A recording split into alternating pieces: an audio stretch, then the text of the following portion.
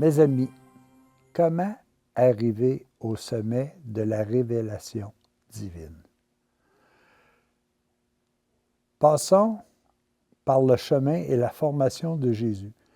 Voici le texte que je vais vous lire et par la suite, je vais ajouter certains éléments qui vont nous guider sur comment nous pouvons nous aussi arriver au sommet de la révélation divine.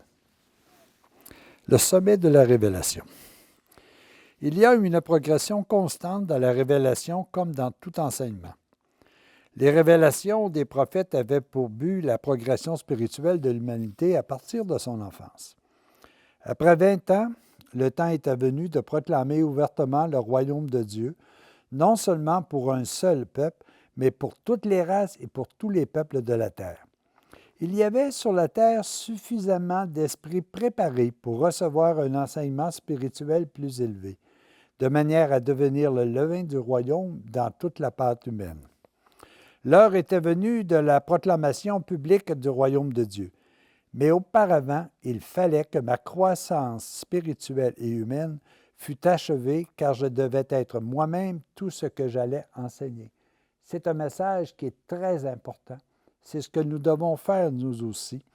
Et je pense qu'il est important même que je vous rappelle cette phrase-là. Mais auparavant, nous devons nous assurer que notre croissance spirituelle humaine fut achevée, car nous devons être nous-mêmes tout ce que nous allons enseigner. Il fallait que le royaume de Dieu ait atteint sa plénitude en moi et que je fasse moi-même le royaume de Dieu, que je fusse, moi-même le royaume de Dieu vivant réalisé. Je devais croître en âge, en sagesse et en grâce jusqu'à maturité parfaite. De manière que non seulement mes paroles, mais aussi tous mes gestes et tous mes comportements soient la manifestation du royaume de Dieu. On ne peut manifester que ce que l'on est soi-même. Si l'on parle du royaume sans être soi-même le royaume, c'est comme une cymbale qui retentit dans l'air sans laisser de traces, nous dit saint Paul dans les Corinthiens. Un discours sur les bienfaits du feu ne réchauffe personne. Un exposé sur la nourriture qu'est le blé ne produit pas un seul épi et laisse les estomacs vides. De même, le plus beau sermon sur Dieu et sur sa nature peut laisser les âmes insatisfaites et ne produire aucun fruit en elles. Celui qui n'est pas relié par la vie divine au Père des cieux est incapable d'engendrer la vie dans les âmes. La branche de la vigne que l'on coupe cesse de porter du fruit. Mais si vous demeurez dans mon amour, vous porterez beaucoup de fruits, car sans moi, vous ne pouvez rien faire. Étudiez soigneusement l'Évangile, et vous constaterez que j'ai été moi-même tout ce que je vous ai enseigné. Bonté, humilité, force, patience, fidélité, justice, pauvreté, développement sans limite et union constante avec mon Père céleste par la prière et l'adoration. L'heure était venue de proclamer le royaume de Dieu sur la terre, d'instaurer la confraternité spirituelle de tous les fils de Dieu. Est-ce que nous sommes prêts, nous, à révéler pleinement ce qui nous habite? La présence de Dieu avec toute sa puissance et sa force. Je vais prendre un autre petit texte ici que vous trouverez dans le livre que j'ai écrit sur notre histoire, tome 2, c'est-à-dire au temps de Jésus et de Marie, et je vais vous expliquer par quel chemin Jésus a dû passer véritablement pour pouvoir en arriver à dire maintenant, je peux être un exemple. C'est sûr que pour nous, il ne faut pas regarder ça en disant, bon, il faut que je fasse tout ça tout de suite. Non, le temps, l'effort, la patience, mais surtout l'aide de l'Esprit Saint va nous aider.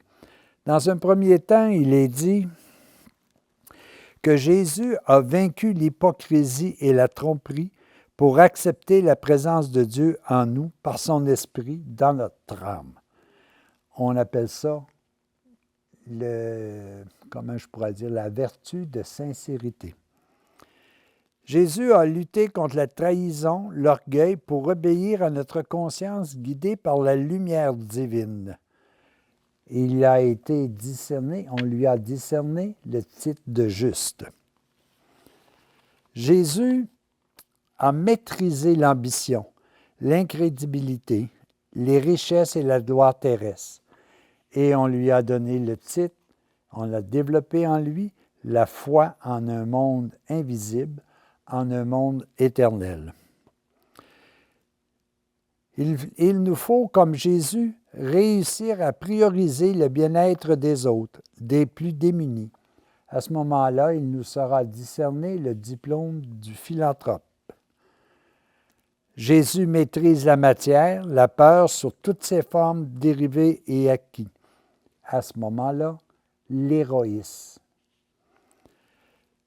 Jésus, comme Jésus, nous devons faire face et lutter contre les plaisirs de la chair, de la beauté matérielle pour laisser toute la place à l'amour divin éternel. Voyez, que ce soit les plaisirs, que ce soit la chair, que ce soit la beauté matérielle, tout cela est de passage. Mais si nous sommes habités de l'amour divin et éternel, elle continuera de vivre sans cesse à l'intérieur de nous. Alors, c'est important que, tranquillement, pas vite, avec le temps, nous puissions faire un genre de petit combat qui fait en sorte que nous puissions développer davantage en nous la justice, la foi, la philanthropie, le partage, l'amour des autres.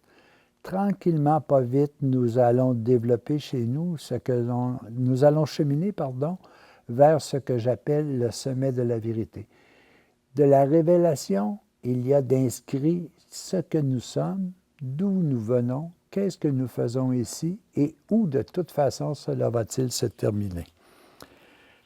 En fait, Jésus a réalisé le premier que celui qui n'a point connu le péché vit de toute éternité. Nous sommes appelés, avec le temps, avec les efforts, avec l'être de Dieu, nous aussi, de tranquillement développer tout notre être pour arriver au sommet de la révélation. Qu'est-ce que nous allons découvrir lorsque nous serons arrivés au sommet de la réalisation? Que nous sommes fils et filles de Dieu? Bien plus, nous allons découvrir qu'en nous habite une partie de Dieu de toute éternité. Que ce qui est important, c'est nul autre que l'amour. Et ce n'est que dans l'amour que nous pourrons vivre notre bonheur éternel. Alors, nous devons travailler jour le jour à développer chez nous ces éléments-là. Je vous invite à lire ce petit texte qui est à l'intérieur également de notre histoire au temps de Jésus et de Marie. Tout est possible parce que, pour une fois, ça nous est indiqué ce chemin. Nous devons le vivre et nous devons y arriver. Alors, chers amis, bonne route, que la puissance de Dieu vous accompagne afin que lentement mais sûrement, vous puissiez arriver au sommet de la révélation. Et c'est extraordinaire de voir, je ne suis pas rendu là, mais je m'imagine juste être au-dessus du mont Everest et de voir l'immensité de la beauté de ce qui existe autour. Comment ça doit être au sommet de la révélation divine. Bonne journée à tous.